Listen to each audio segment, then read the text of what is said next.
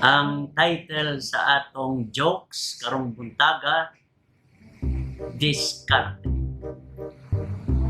Naay usa ka amo nga gikan sa palengke kay nipalit sa ilang sudan na isda para sa ilang panya.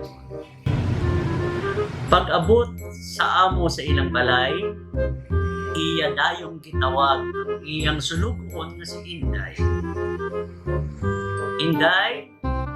Mitubag si Inday. Yes, sir.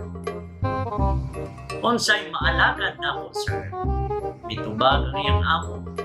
Inday, luto ang kining isda para sa atong panyakon.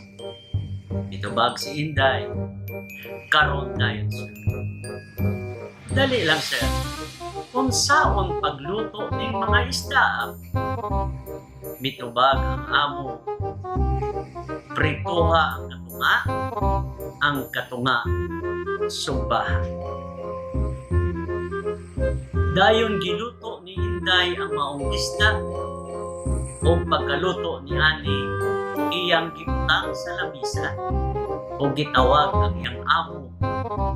Sir, mga una. Paglingkod sa iyang amo sa lamisa, gikasapan niya dayon si Inday sa dihang nakita niya ang isda. Inday, nganong pinirito ramani? Asa man ang sinugbaan? Mitubag si Inday.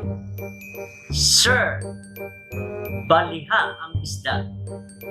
Sinugba ka na.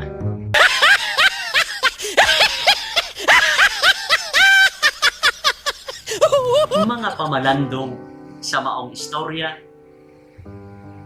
usahay ang dili mao nga instruction maoy makapagubot sa tanang mga sitwasyon.